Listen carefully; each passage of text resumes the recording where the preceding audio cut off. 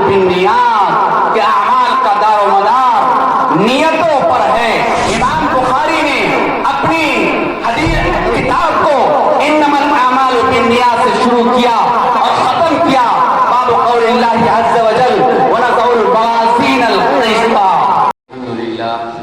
الحمد لله نحمده ونستعينه ونستغفره ونؤمن به ونتوكل عليه ونعوذ بالله من شرور أنفسنا ومن سيئات أعمالنا من يهده الله فلا مضل له ومن يضلل فلا هادي له ونشهد أن لا إله إلا الله وحده لا شريك له ولا نظير له ولا مثال له ولا مثل له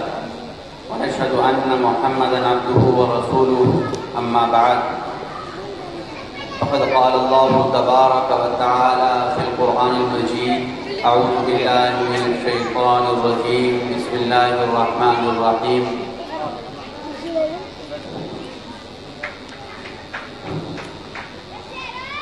يا أيها الناس اعبدوا ربكم الذي خلقكم والذين من قبلكم لعلكم تتقون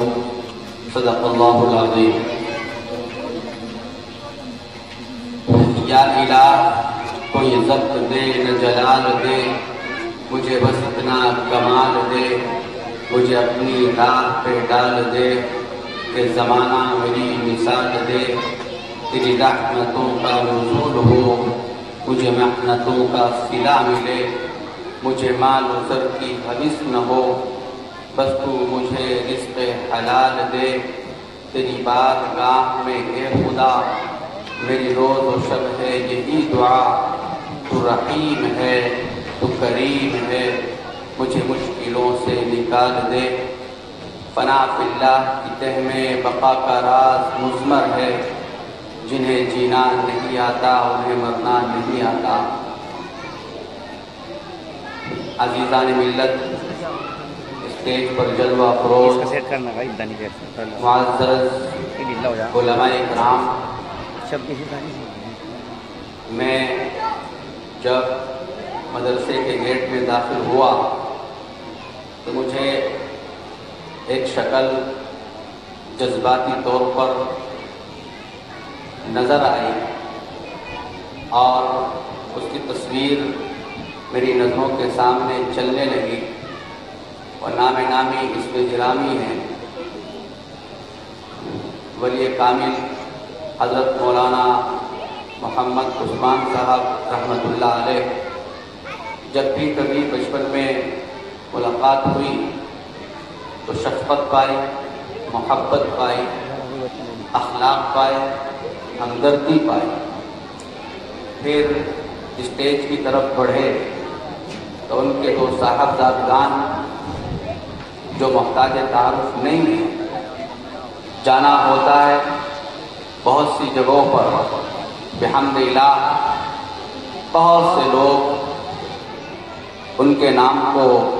جانتے ہیں، اور کہیں کہیں پر جب منٹے کا نام آتا ہے تو مولانا لقمان صاحب کا نام ضرور آتا ہے۔ تو دونوں چہرے سامنے تھے، ملاقات کرنے کا انداز خوبصورت اور دلکش، بہت دل باغ باغ ہوا۔ یہ ناچیز ظاہر ہے اس اسٹیج پر علم کے اعتبار سے بھی ناقص اور چھوٹا ہے، اور عمر کے اعتبار سے بھی بہت چھوٹا ہے، اس لیے اسٹیج پر میری حیثیت ایک طفل مکتب کی ہے۔ اصلاح کی غرض سے بیٹھ گیا، جو اللہ کی دعائے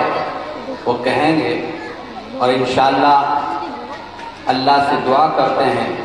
کہ اللہ تبارک و تعالی مجھے کہنے اور ہم سب کو اس پر عمل کرنے کی توفیق عنایت فرمائے۔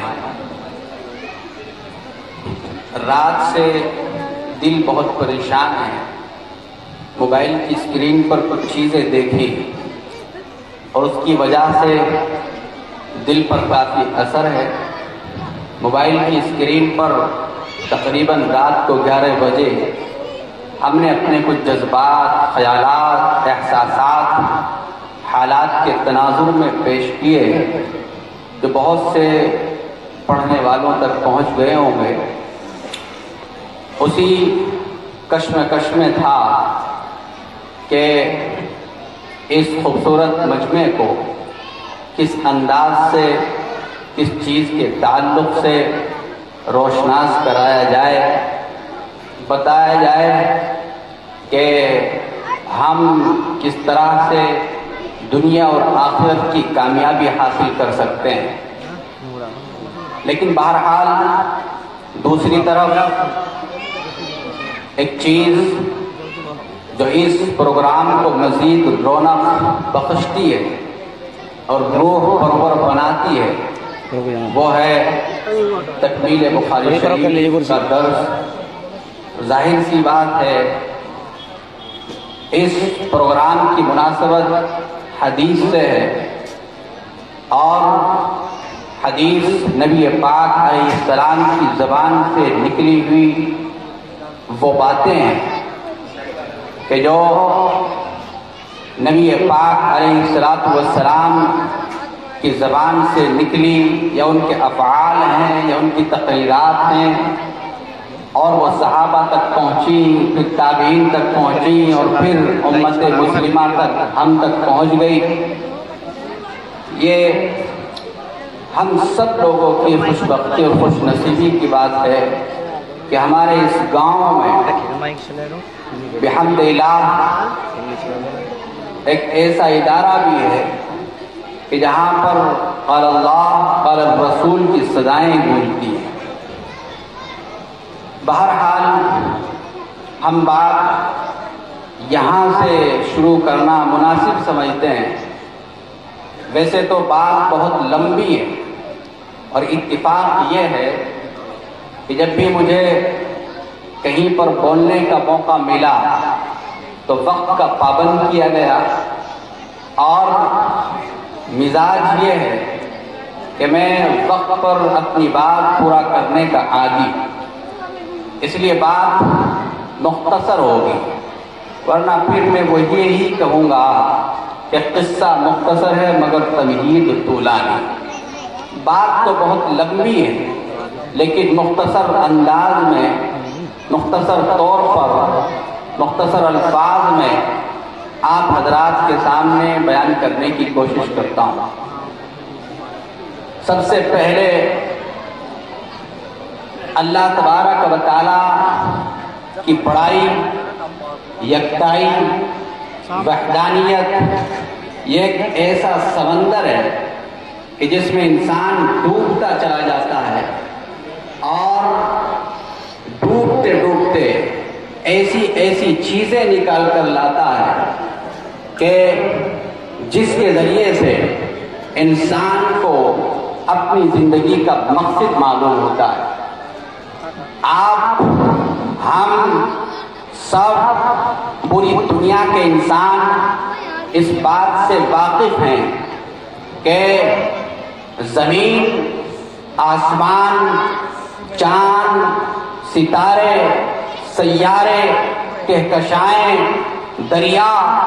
پہاڑ، سمندر، جتنی بھی دنیا میں مخلوقات ہیں، ان تمام مخلوقات کو کسی نہ کسی انداز میں کوئی نہ کوئی بنانے والا، پیدا کرنے والا ہے۔ ایک بڑی جماعت دنیا میں ایسی بھی رہتی ہے جو یہ کہتی ہے کہ دنیا قدرتی طور پر بن گئی، ایک بلاسٹ ہوا اور اس کے نتیجے میں دنیا کا وجود ہو گیا۔ لیکن دنیا میں بڑی تعداد ایسی ہی ہے جو کہتی ہے کہ اس زمین، آسمان اور کائنات کو بنانے والا یقیناً کوئی نہ کوئی ہے۔ یہ الگ بات ہے کہ مسلمان اللہ کہتا ہے، عیسائی گاڈ کہتا ہے، کوئی لارڈ کہتا ہے، کوئی ایشور کہتا ہے، کوئی انرجی کہتا ہے، لیکن آخر میں نتیجہ یہی نکلتا ہے کہ اس پوری کائنات کو بنانے والا یقینی طور پر کوئی نہ کوئی ہے، اور یہ وہ پیغام ہے جو چلا حضرت آدم علیہ السلام سے اور نبی پاک علیہ السلام تک تقریباً 1,24,000 انبیاء نے اسی پیغام کو دنیا تک پہنچایا ہے۔ ہر ایک نبی آیا اور ہر ایک نبی نے کہا،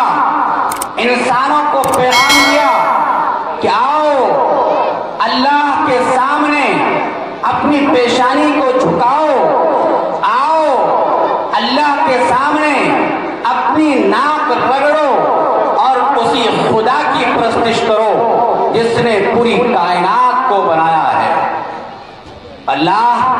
اس پوری کائنات کو بنانے والے ہیں، اس بات پر تقریباً ہر ایک مذہب کے ماننے والے کا اتفاق ہے۔ اگر ہم قرآن پاک کا مطالعہ کریں تو قرآن پاک میں بہت سے نبیوں کا تذکرہ موجود ہے، اور ہر ایک نبی یہی کہہ رہا ہے، یا قوم اعبدوا اللہ، اے میری قوم اللہ کی عبادت کرو، اللہ کے علاوہ کسی کی پرستش اور پوجا مت کرو۔ اسی کو قرآن نے خوبصورت انداز میں اس طرح کہا، یا ایھا الناس اعبدوا ربکم الذی خلقکم والذین من قبلکم لعلکم تتقون۔ اے لوگوں، اے اس روئے زمین پر بسنے والے انسانوں، آؤ اور رب کریم کی عبادت کرو۔ یہی نہیں کہ تمہیں یہ خطاب دیا جا رہا ہو، تمہیں یہ آواز دی جا رہی ہو، تمہیں یہ صدا لگائی جا رہی ہو، بلکہ تم سے پہلے جتنے بھی لوگ زمین پر آئے ہیں سب کو تقریباً یہی پیغام، یہی پکار، یہی صدا پہنچائی گئی ہے۔ اور جو انسان اللہ کی مانے، اللہ کے سامنے اپنی پیشانی کو جھکائے تو لعلکم تتقون، تو متقی بن جاتا ہے، پرہیزگار بن جاتا ہے۔ اور جو انسان متقی بن جائے، پرہیزگار بن جائے، تو وہ دنیا میں بھی کامیاب اور آخرت میں بھی کامیاب ہو جاتا ہے۔ یہ پیغام تمام نبیوں نے پہنچایا، اور پھر نبیوں کے ذریعے سے نبیوں کے ذریعے سے اللہ کا پیغام دنیا تک پہنچایا گیا۔ عیسیٰ علیہ السلام بائبل کے ذریعے اللہ کا پیغام پہنچاتے ہیں، موسیٰ تورات کے ذریعے سے اللہ کا پیغام پہنچاتے ہیں، ابراہیم علیہ السلام صحیفوں کے ذریعے سے اللہ کا پیغام پہنچاتے ہیں، اور اپنی قوم کو کہتے ہیں کہ اللہ تبارک و تعالی جن چیزوں کے کرنے کا حکم فرمائے ان چیزوں کو کرو، اور جن چیزوں سے منع کرے ان چیزوں سے باز آ جاؤ۔ اور پھر اسی طرح نبی پاک علیہ السلام پر بھی قرآن پاک نازل کیا گیا، اور قرآن پاک دنیا جانتی ہے، دنیا نے ریسرچ کیا، غور کیا، کہا کہ قرآن ایک ایسا کانسٹیٹیوشن، ایک ایسا قانون ہے کہ اگر اس میں غور و فکر کیا جائے تو دنیا کی ہر چیز بیلنس میں آ سکتی ہے، گھر سے لے کر بادشاہت کے اسٹیج تک، سخت سلطنت تک، ہر چیز قرآن پاک میں خوبصورت انداز میں موجود ہے۔ اسی کی تشریح، اسی کی تفصیل احادیث شریفہ میں نبی پاک علیہ السلام کے واسطے سے دنیا تک پہنچائی گئی ہیں۔ اور پھر مل ملا کر ایک بہترین قانون جس کو آپ اسلامک کانسٹیٹیوشن یا اسلامک قانون کہہ لیجئے، آپ جائیے کسی بھی فیلڈ میں، کسی بھی میدان میں، آپ کو ہر چیز کا حل وہاں پر نظر آئے گا۔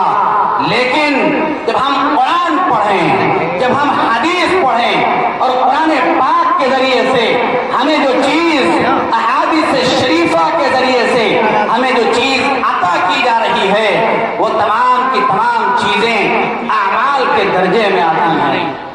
ایک انسان زبان سے بولتا ہے، اس کو عربی میں قول کہا جاتا ہے، لیکن وہ بھی کہیں نہ کہیں انسان کے عمل سے وجود میں آتا ہے۔ ایک وہ چیزیں ہیں جو انسان اپنے پیر سے، اپنے ہاتھ سے، اپنے چلنے پھرنے سے، ہاتھ لگانے سے، پکڑنے سے، چھونے سے، کرنے سے کرتا ہے، اس کو بھی عمل کہا جاتا ہے۔ معلوم یہ ہوا کہ قرآن میں یا حدیث میں جو کچھ بھی موجود ہے وہ انسان کے اعمال کے آس پاس ارد گرد گھومتا ہے۔ اس سے معلوم یہ ہوا کہ انسان جب دنیا میں زندگی گزارے گا تو وہ عمل کرے گا، اور عمل دو طرح کا ہوتا ہے۔ ایک عمل وہ ہے جس کو حلال کہا جاتا ہے، ایک عمل وہ ہے جس کو حرام کہا جاتا ہے۔ اگر انسان کوئی بھی عمل کرے، فقہا لکھتے ہیں، تو دو طرح کا ہوگا، یا تو وہ حلال ہوگا یا حرام ہوگا۔ امام بخاری رحمت اللہ علیہ اسی لیے سب سے پہلے کیف کان بدء الوحی میں حدیث کو ذکر کرتے ہیں، اور اس انداز سے ذکر کرتے ہیں انما الاعمال بالنیات، کہ اعمال کا دار و مدار نیتوں پر ہے۔ علماء نے لکھا کہ اعمال سے پہلے ایک چیز موجود ہے جس کو ثواب کہا جاتا ہے۔ انما ثواب الاعمال بالنیات، یعنی اعمال کے ثواب کا دار و مدار نیتوں پر ہے۔ پتہ یہ چلا کہ انسان اگر کوئی بھی کام کرے، اس کی نیت درست ہو، اچھی ہو، تو انسان کامیاب ہے، کامران ہے، اس کو ثواب ملے گا۔ اور اگر وہ انسان اپنی نیت کو درست نہیں کرتا ہے، بلکہ اس کی نیت شہرت کی ہے، اس کی نیت دولت حاصل کرنے کی ہے، اس کی نیت عزت پانے کی ہے، اس کی نیت منصب پانے کی ہے، اس کی نیت عہدہ حاصل کرنے کی ہے، تو چاہے وہ کتنے ہی نیک اعمال کرے، کتنے ہی اچھے کام کرے، لیکن ان کاموں کا اتنا فائدہ نہیں ہوگا جتنا فائدہ ہونا چاہیے۔ مثال کے طور پر میں آپ حضرات کے سامنے بیان کروں، خطاب کروں، لچھے دار تقریر کروں، نیت یہ ہو کہ لوگ مجھے باکمال خطیب کہیں، میں موبائل کی اسکرین پر یا کسی قلم کے ذریعے سے کاپی کے صفحے اور پیج پر مضمون لکھوں، کتاب لکھوں، اور دل میں خیال یہ آئے، نیت یہ ہو کہ جو میرا مضمون پڑھے یا پھر میری کتاب پڑھے وہ عش کرنے لگ جائے، میری صلاحیتوں کو مان لے، میری قابلیتوں کو تسلیم کر لے، یا پھر میں کوئی ادارہ بناؤں جس میں ہزاروں کی تعداد میں طلبہ علم دین حاصل کر رہے ہوں، دل میں خیال یہ آئے کہ لوگ میرے پیچھے پیچھے چلیں اور حضرت کے نعرے لگائیں، جہاں پر جس جگہ پر جاؤں تو لوگ نعرے تکبیر کے نعرے بلند کرنے لگ جائیں، تو یقین جانیے میرا یہ خطاب کرنا، میرا یہ لکھنا، میرا یہ بولنا، میرا یہ چلنا، میرا یہ ادارہ بنانا دنیا میں اتنا فائدے مند ثابت نہیں ہو سکتا ہے جتنا فائدے مند ہونا چاہیے۔ اسی طرح اعمال نامے میں اتنا فائدے مند ثابت نہیں ہوگا کہ جتنا فائدے مند ثابت ہونا چاہیے۔ حدیث ہے نبی پاک علیہ السلام کی کہ ایک وہ شخص جو میدان جہاد میں لڑ رہا ہو اور وہ اپنی جان کا نذرانہ پیش کر دے، نیت یہ ہو کہ لوگ مجھے بہادر کہیں گے، لوگ مجھے طاقتور کہیں گے، لوگ میرے پیچھے میرے چرچے کریں گے کہ دشمن کے سامنے اڑ گیا، مقابلہ کیا، حشر کے میدان میں اللہ کا سامنا ہوگا تو اللہ تبارک و تعالی فرما دیں گے کہ تجھے شہرت چاہیے تھی سو ہم نے دے دی، اب آپ کو جہنم کی طرف روانہ ہے جنت کا دروازہ اس کے اوپر بند کر دیا جائے گا۔ یہ انسان کہ جس نے اپنی جان کا نذرانہ پیش کر دیا اور پھر بھی جہنم رسید ہو گیا، ہم اور آپ کیا ہیں؟ اگر نماز پڑھتے ہیں نیت یہ ہے کہ کوئی ہمیں اللہ والا کہے، ہم تقریر کرتے ہیں نیت یہ ہو کہ کوئی ہمیں مقرر کہے، ہم روزہ رکھتے ہیں نیت یہ ہو کہ کوئی ہمیں روزے دار کہے، ہم حدیث پڑھائیں اور نیت یہ ہو کہ کوئی ہمیں محدث کہے، ہم تفسیر کریں نیت یہ ہو کہ کوئی ہمیں مفسر کہے، تو یقین جانیے ان اعمال کو لپیٹ کر قیامت کے دن حشر کے میدان میں منہ پر مار دیا جائے گا اور ان کا کوئی فائدہ نظر نہیں آئے گا۔ یہ امام بخاری رحمت اللہ علیہ نے سب سے پہلے حدیث ذکر کر دی۔ وجہ کیا ہے؟ وجہ یہ ہے کہ امام بخاری آگے جتنی بھی چیزیں لے کر آ رہے ہیں، چاہے وہ ایمان سے متعلق ہوں، چاہے وہ علم سے متعلق ہوں، چاہے وہ نماز سے متعلق ہوں، چاہے وہ روزے سے متعلق ہوں، چاہے وہ حج سے متعلق ہوں، چاہے وہ زکوٰۃ سے متعلق ہوں، چاہے وہ غزوات سے متعلق ہوں، چاہے وہ تفسیر سے متعلق ہوں یا اس کے علاوہ کچھ بھی ہو، وہ ساری کی ساری چیزیں اعمال میں داخل ہیں۔ اگر انسان امام بخاری کی سب سے پہلی حدیث پڑھ کر اپنی نیت کو درست کر لے گا تو وہ بخاری شریف کی جو بھی حدیث پڑھتا چلا جائے گا اس کے اعمال نامے میں ثواب لکھا جاتا رہے گا۔ امام بخاری بہت بڑے آدمی ہیں، گھنٹوں چاہیے، وہ ایک بہت بڑے محدث ہی نہیں بلکہ ان کی فقیہانہ بصیرت وہ کمال کی ہے۔ اگر آپ تفسیری مفسر اور تفسیری اعتبار سے ان کو دیکھیں تو کمال کے علوم بیان کرتے ہیں، اسی لیے ان کی کتاب کا درجہ صحاح ستہ میں سب سے اونچا ہے۔ امام بخاری نے اپنی حدیث کتاب کو انما الاعمال بالنیات سے شروع کیا اور ختم کیا باب قول اللہ عز وجل ونضع الموازین القسط۔ ایک کمال کی چیز ہے، شروع میں اعمال کے درست کرنے کی بات کہی اور آخر میں جب بیان کر دیا تمام دنیا کی چیزوں کو، اعمال کو جن کو انسان کرتا ہے، تو پہنچ گئے حشر کے میدان میں اور ایسی حدیث یا قرآن پاک کا ایسا ٹکڑا لائے کہ جس کے اندر یہ بتا دیا گیا کہ اے انسانوں، اے سوئے زمین پر بسنے والے لوگوں، تم جو بھی عمل کرو گے وہ تمام کا تمام تمہارے اعمال میں لکھ دیا جائے گا اور پھر وہ تمام اعمال نامے کھول دیے جائیں گے۔ اس کو سمجھنا بہت آسان ہے۔ آج ہم جو بیان کرتے ہیں، جو کچھ بھی کرتے ہیں، وہ تمام ریکارڈ ہو جاتا ہے اور پھر بعد میں اس کو آسانی کے ساتھ دیکھ سکتے ہیں۔ اللہ کا نظام دنیا کے نظام سے مضبوط ہے، بلند و بالا ہے، طاقتور ہے۔ تو اللہ تبارک و تعالیٰ اعمال نامے پیش کریں گے، کہیں گے کہ یہ تم نے جو کچھ کیا یہ تمہارے سامنے ہے، جو نیک اعمال کیے یہ بھی تمہارے سامنے ہیں، بد اعمال کیے یہ بھی تمہارے سامنے ہیں۔ میزان عدل قائم ہوگا اور انصاف کی ترازو میں انسان کے اعمال کو تولا جائے گا، اور انسان اگر اس نے اچھے اعمال کیے ہوں گے، صحیح نیت سے کیے ہوں گے، تو انشاءاللہ اس کو جنت کا داخلہ دے دیا جائے گا۔ لیکن اگر اس نے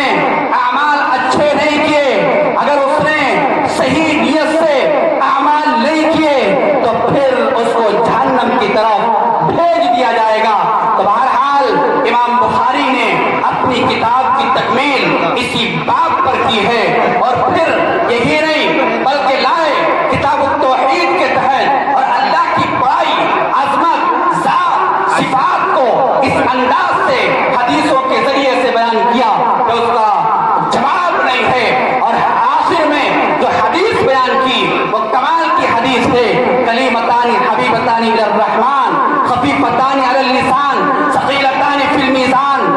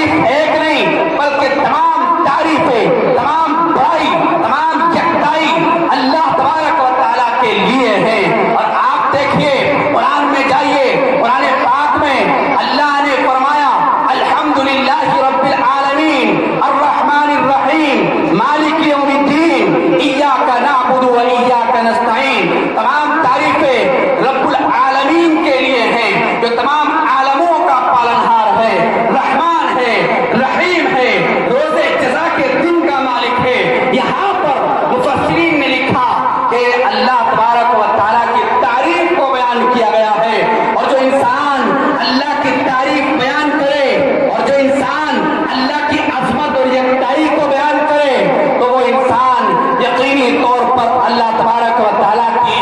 بڑائی کو بیان کر کے اللہ کی پرستش اور پوجا کرنے والا بن سکتا ہے۔ یہی نہیں بلکہ آپ اگر دیکھ لیجئے